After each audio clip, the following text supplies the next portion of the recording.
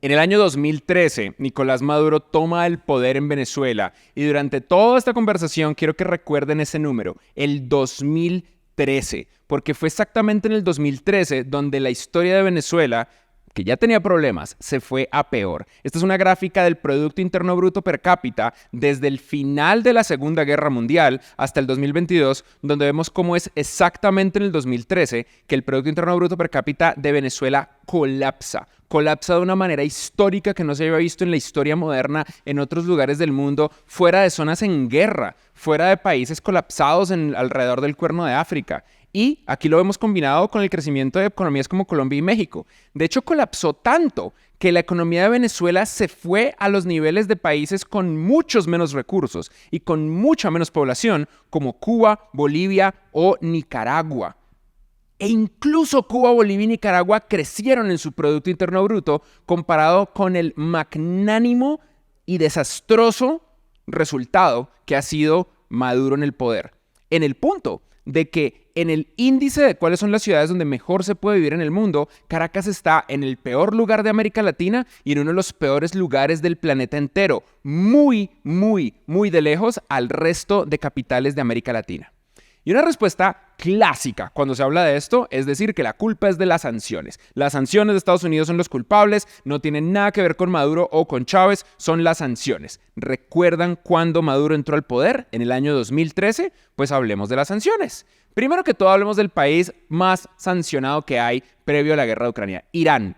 Irán es un país sancionado por todas partes. La cantidad de sanciones que tiene Irán no tienen desde ninguna perspectiva comparación con las de Venezuela. Venezuela está así comparado con el nivel de sanciones de Irán. E Irán ha crecido su Producto Interno Bruto per cápita muy, muy, muy por encima de Venezuela. Así que si fue por las sanciones, Irán no lo hizo. Pero las sanciones empezaron en el año 2017. Si ustedes escuchan en redes sociales a una persona que les dice que esto no es verdad y que las sanciones vienen de mucho antes, número uno, esa persona está mintiendo, eso es mentira. Las sanciones que hubo antes del 2017 fueron a individuos del régimen, no al país de Venezuela. Y número dos, muy probablemente cuando alguien habla de sanciones, lo que realmente está pasando es que te está admitiendo que es una persona que probablemente opera desde Cuba o desde Rusia o desde Venezuela, pagada por el régimen, fingiendo que lo apoya, pero realmente está mintiendo. Es una mentira. Pero las mentiras es mejor desmentirlas con datos. Como por ejemplo este dato que muestra cómo desde el 2014 hacia el 2017 ya estaba aumentando de una manera dramática la pobreza extrema, como ustedes la ven acá en naranja. La pobreza extrema se duplicó desde el 2014 hasta el 2017. Estos son datos, esto es una realidad, esto es mucho antes y absolutamente desconectado del concepto teórico de sanciones. Esto es el régimen de Maduro aumentando de manera efectiva la pobreza. El poder de Chávez y de Maduro en Venezuela aumentó sin la menor duda y objetivamente la pobreza en Venezuela.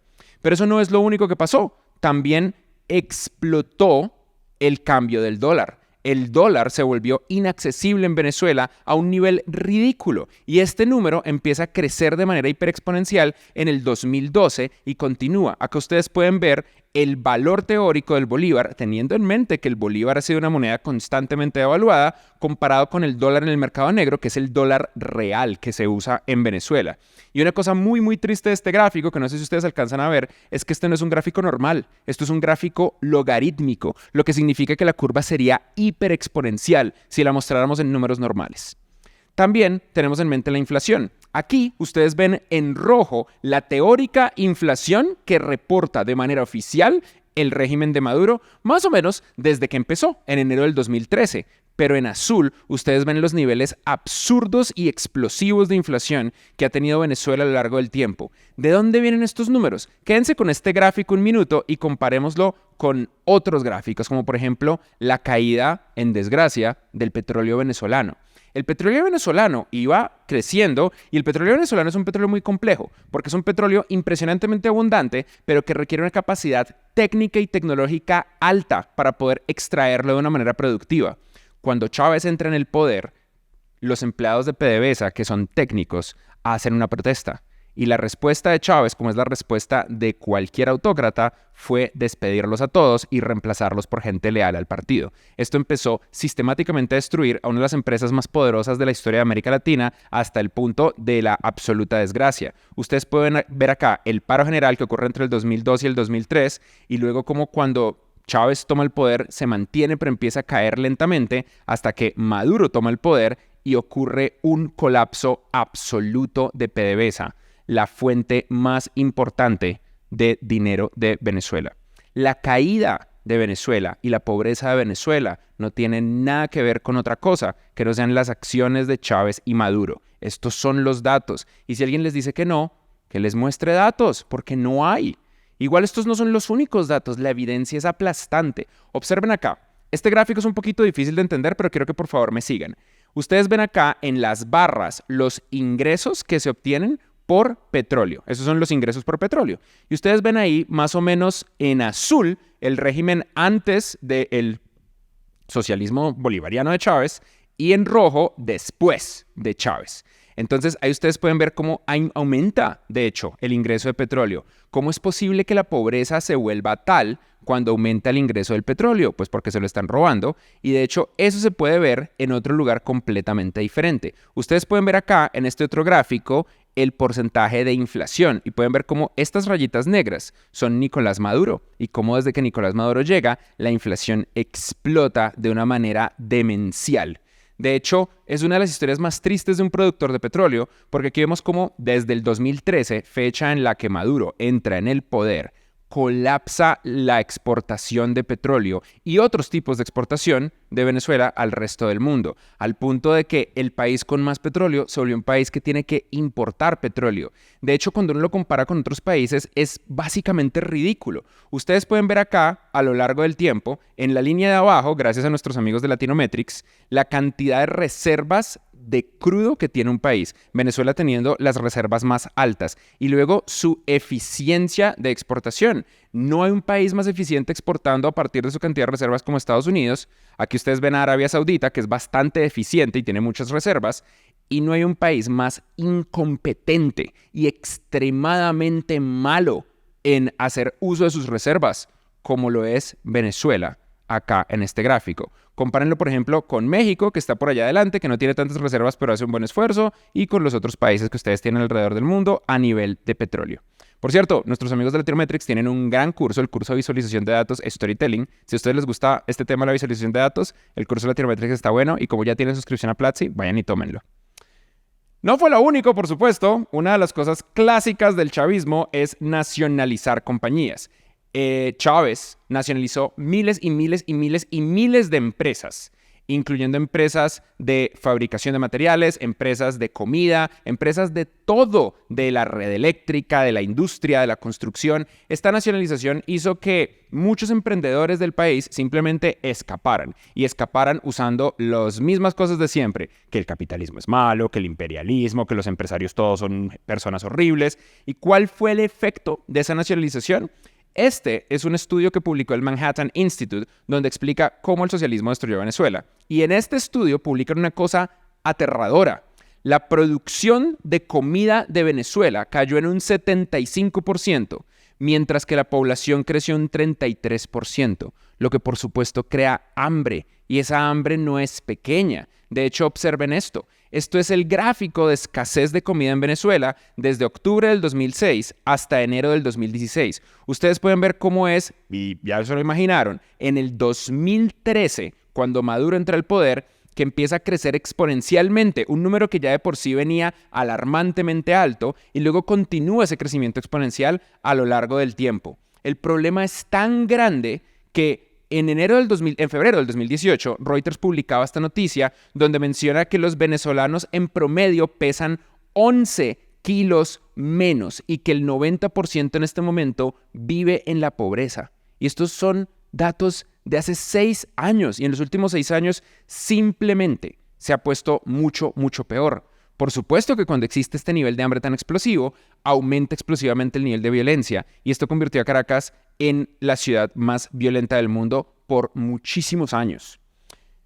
Esto también se le suma el desempleo. Aquí ustedes pueden ver una vez más una tasa de desempleo que ya de por sí era preocupante y como en el 2013, cuando Maduro entra en el poder, explota y se multiplica esa tasa de desempleo. ¿Cuál es una solución potencial que se le ocurre a Nicolás Maduro para detener la tasa de desempleo? Muy simple, forzar a la gente a trabajar en el campo.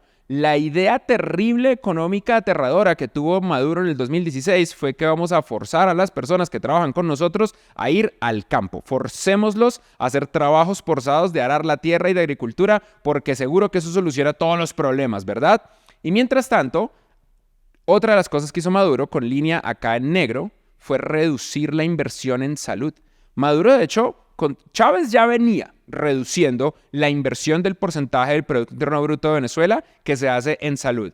Pero en la época de Maduro la inversión colapsó. Y es una combinación de robarse el dinero, de ser increíblemente incompetentes y de ser simplemente malignos. Entonces, pues por supuesto que no es una sorpresa que Maduro haya perdido en las elecciones. Por supuesto que no es una sorpresa. De hecho, mi sorpresa es que Maduro haya tenido el 30% de los resultados de la votación, pero que haya perdido de una manera tan contundente y que el país entero, de acuerdo a todos los organismos de veeduría internacional, hayan logrado rechazar a esta persona y tratar de cambiar por alguien como Edmundo. Y aquí no quiero enfocarme mucho en esto porque ustedes ya lo han visto en noticias, pero solamente como resumen, múltiples otros candidatos venezolanos intentaron aplicar y el régimen de Maduro constantemente encontró excusas para no permitírselos, entre ellos María Corina Machado. Eventualmente encuentran a este pobre man Edmundo. Edmundo es como, yo no tengo ningún problema, y a él lo colocan porque el régimen calculó mal, no sabía cuánto lo odiaban, y al final del día, pues este señor, lo más de adorable, que está en una esquinita al lado de la señora María Corina, es elegido, y por supuesto que es elegido, y todo el mundo rechaza oficial y contundentemente a Maduro desde una perspectiva democrática. Y esto en medio de un montón de restricciones. Muchas restricciones, pero pocas, como esta. ¿Saben ustedes que el cálculo es que para el 2024 9 millones de venezolanos habrían salido de Venezuela? Para el 2024 9 millones de venezolanos habrán salido de Venezuela. Piensen un minuto en lo que significa que 9 millones de personas se vayan de un país. Eso es vaciar Bogotá. Eso es vaciar Ciudad de México. 9 millones de personas es la gente que vive en Israel o en Austria. Es más gente que la que vive en Suiza. Es casi el doble de la gente que vive en Paraguay o en Nicaragua o en El Salvador. Es el doble de la gente que vive en Noruega o en Finlandia. Toda esa gente, los echaron de su propio país o tuvieron que irse de su país porque no tenían de otra. Y este régimen, que sabe que hay muchas personas allá afuera que no lo quieren, hizo su absoluto mejor esfuerzo por quitarles el derecho constitucional a votar, el derecho democrático a votar, y no les permitió votar. Solamente 69,000 personas de los cerca de 7.7 millones de venezolanos migrantes oficiales y de los cerca de 4.5 millones de venezolanos en condición legal en el exterior pudieron votar. De 4.5 millones en condición legal de votación, solo 69,000 pudieron votar.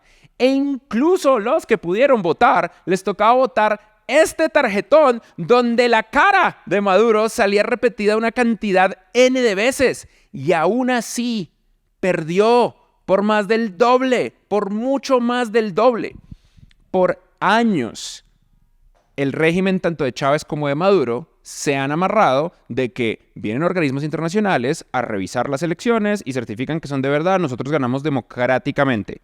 En los últimos años han ido expulsando personas que han estado verificando estas elecciones. Expulsaron a la Unión Europea, expulsaron a las Naciones Unidas, pero siempre dejaban un instituto que creó un expresidente de Estados Unidos que su objetivo era ser muy justo y mejorar la democracia en el mundo.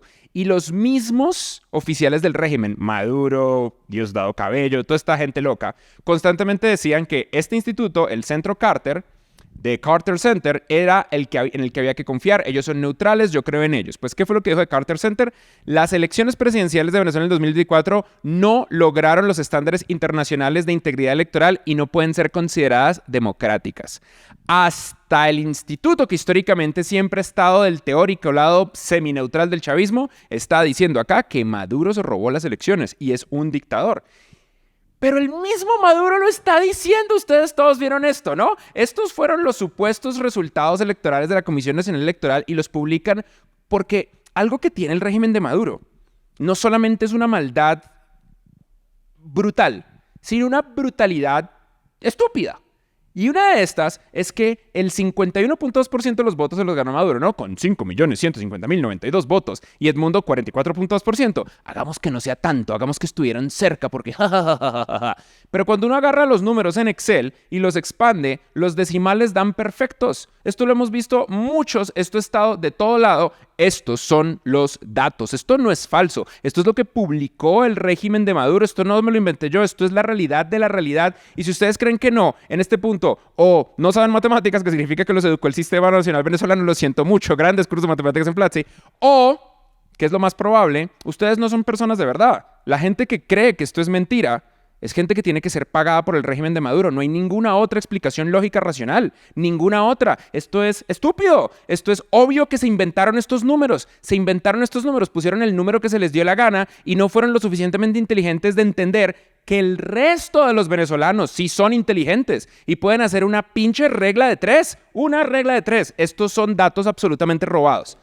Pero pues, Venezuela es de los países más corruptos del mundo. ¿Tiene sentido? Tiene sentido porque lo que pasa cuando un país es hipercorrupto es que el talento deja de asistir. Esa es la razón por la que los malos mandatarios presidenciales se llenan de ministros o de embajadores que no saben lo que están diciendo, sino que simplemente son leales. Y esa es la forma en la que se degradan las instituciones. Entonces, por supuesto que Maduro no tenía una sola persona en su régimen que supiera que hay más de 2 decimales en un número. Esto de acá es el estudio de índice de percepción de corrupción, donde coloca a Venezuela de últimas. Yo sé que ustedes no lo alcanzan a leer, entonces hagámosle un poquito de zoom y ¡boom!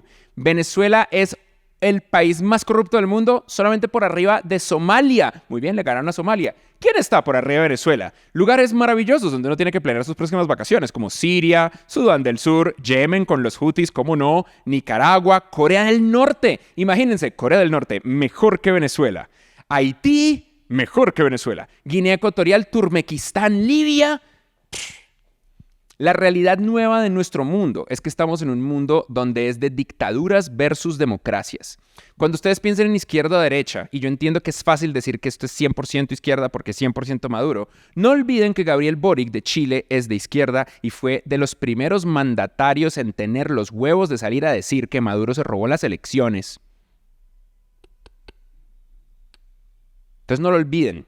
No siempre es un tema de ña, ña, ña. Es un tema de dictaduras versus democracias. Y sí, en este caso es una dictadura de izquierda. Eso es una realidad. Pues, entre comillas, ¿no? Pero el verdadero problema es de dictaduras contra democracias. Y este va a ser nuestro problema por el resto de lo que nos queda de vida en este siglo. Las dictaduras van a tratar de destruir nuestras democracias. Y las democracias latinoamericanas han sido un ejemplo para la humanidad. Y también han sido algo muy frágil que tenemos que proteger. Entonces, ¿qué sigue? ¿Qué sigue después de esto? Pues lo que sigue es que el régimen de Maduro está tratando de ser más régimen que nunca, porque ahora que todo el mundo sabe que son unos dictadores, pues entonces tiene más sentido cagar al resto del mundo. Entonces, leí esta noticia, Romer Rubio, opositor de Maduro en Chile, mencionó que le bloquearon su pasaporte. Y entonces me metí a Twitter a buscar, pues se llama Twitter, no X, X es para gente rota. ¿Quién más está así? Y encontré un montón de mensajes de personas diciendo, me anularon el pasaporte. Piensen un minuto en lo que esto significa. Esto es un ser maligno que, abusando de su poder, está arruinando la vida de 7 a 9 millones de personas a los que les está quitando su posibilidad de montarse en un avión, a los que les está quitando su posibilidad de viajar a otros lugares del mundo. Múltiples países del resto de América vamos a tener que encontrar una solución para los venezolanos a los cuales les van a anular el pasaporte, porque Venezuela está de esta manera aceptando que no son miembros de la comunidad internacional. Y de hecho esto es probablemente lo que sigue. Latinoamérica va a tener que mostrar más solidaridad venezolana que nunca, lo cual yo entiendo que es democráticamente difícil, porque muchos de ustedes piensan cosas que a pesar de que los datos no lo muestran, sus anécdotas los muestran, como que la migración venezolana causa más crimen o como que eso afecta a los empleos, entre muchas otras cosas. Y este no es un video para hablar de eso, porque yo entiendo que esto les dispara las cosas más horribles de sus cabezas instantáneamente. Tengan en mente que esto es lo mismo que dicen en todo el planeta. Los indios lo dicen con los pakistaníes y con la gente de Bangladesh. La gente de Bangladesh lo dice con los indios. Los argentinos lo dicen con los bolivianos y con los peruanos. Y básicamente con cualquier persona que tenga cierto color de piel. Los chilenos lo dicen con los peruanos lo dicen con los colombianos lo decimos con los venezolanos, los mexicanos lo dicen con los centroamericanos, los gringos lo dicen con los mexicanos. Todo el mundo está en contra de los inmigrantes. Eso es normal, tristemente, y es una de las cosas naturales, y hay países que son mejores que otros con los migrantes. Pero, por otro lado, esto es un problema. Y si nosotros no ayudamos a los venezolanos migrantes, ahí sí que nos metemos en un problema peor. Entre mayor institucionalidad tenga un migrante, mayor probabilidad de que sea un aporte a la economía y menor probabilidad de que sea una carga para el sistema social. Es simple matemática, simple, pero eso requiere que nosotros, como latinoamericanos, votemos por eso. Y ante esto, les quiero hacer un chequeo de realidad. No va a venir una intervención militar extranjera. No hay el menor peligro de que un portaaviones se parquee en el Golfo de la Guajira y empiece a bombardear Miraflores. Eso no va a pasar. Primero que todo, por razones prácticas, en este momento Estados Unidos está amarrado con la guerra de Ucrania, que es un problema gigantesco, igualito, dictaduras versus democracia, la dictadura de Putin versus la joven y compleja democracia de Ucrania siendo atacada. El mismo problema con Israel. Bueno, Israel es un problema mucho más complejo, pero esto tiene amarrados por completo no solamente a los gringos, sino también a los europeos. Y por supuesto, todavía hay un tema con China, el mar del sur de China y Taiwán, que tiene la flota del Pacífico 100% comprometida. Así que eso no va a pasar. Lo que sí está pasando por otro lado es que tanto Rusia como Cuba están activamente haciendo su mejor esfuerzo por mantener a Maduro en el poder, porque el mundo en el que vivimos es un mundo de dictaduras contra democracias y las dictaduras no juegan con las reglas internacionales del mundo, así que van a hacer todo lo que sea necesario. Y si ustedes están pensando en que eso va a pasar por dentro y que los militares van a ser los que se le van a voltear a Maduro, pues vengan, les doy una actualización de cómo está esa vuelta. ¿Ustedes saben cuántos generales, o sea, gente de nivel máximo, hay en Venezuela? Hay 2.000 generales en el ejército venezolano. Quizás ustedes no saben tanto de ejércitos y entonces no tienen idea si esto es un número alto o bajo. Entonces comparemos con Colombia. Colombia es un país casi con el doble de la población de Venezuela en este momento, con un conflicto interno y una guerra que lleva más de 50 años y un ejército muy serio, probablemente el mejor ejército de América Latina. No, de hecho, ponme la otra cámara. El mejor ejército de América Latina. Vamos a la cámara anterior. Y Colombia tiene 94 generales, entre las Fuerzas Aéreas, bueno, la Fuerza Aeroespacial, el Ejército y la Armada, con los almirantes. 94. Y Venezuela tiene 2.000. 94, 2000. Obviamente esto es un festival de corrupción espectacular donde Maduro hiperdiluyó el poder militar y les paga a todos ellos de lo que se está robando de PDVSA y vaya a saber Dios de dónde más para mantenerlo a él en el poder. Incluso un ejército mucho más complejo al que le están dando acceso a todos los servicios del país, como el ejército mexicano, tiene 500 generales, una cuarta parte de los generales que tiene Venezuela, más generales que toda la OTAN, la Organización del Tratado Atlántico Norte. Entonces, la lección es simple. Maduro sigue en el poder mientras los soldados le crean. Y en el momento en el que los soldados le dejen de creer, Maduro va a dejar de seguir en el poder. No va a funcionar meterle un misilazo de Tomahawk en la cara, porque es que nosotros ya sabemos qué pasa. Chávez se murió. ¿Y qué pasó cuando Chávez se murió? Maduro. Los países no cambian cuando asesinan a su líder. Vean lo que pasó con Gaddafi. O Mubarak. Los países cambian cuando el país cambia. Y cuando el país cambia, los militares cambian y la cosa cambia. Y ahí los venezolanos están haciendo un gran trabajo. En contra de todo, en contra de asesinatos, de torturas, de arrestos, en contra de una opresión absoluta, los venezolanos siguen dejando claro que Maduro perdió. Y ese dejarlo claro está causando un efecto. El efecto es lento y esto probablemente no se va a solucionar en poco tiempo, pero lentamente empieza a funcionar y es cuando el país cambia, en este caso el país cambió, que las cosas cambian. Por nuestro lado latinoamericano, fuera de Venezuela, hay un hecho. Estar del lado de Maduro es estar del lado de una dictadura. Cuando nuestros presidentes apoyan a Maduro, nuestros presidentes nos están diciendo que son simpatizantes a una dictadura y más probablemente que ellos mismos quieren ser dictadores. Y eso tenemos que evitarlo a toda costa. El factor más importante que mantiene a Latinoamérica creciendo es su democracia, y la democracia está definida por la transición pacífica del poder, en particular por la transición pacífica del poder entre contrincantes. Y esto ha ocurrido constantemente. Esto ocurrió en Argentina, esto ocurrió en Chile, esto ocurrió en Colombia, esto ocurrió en México. Peña Nieto le entregó el poder a AMLO.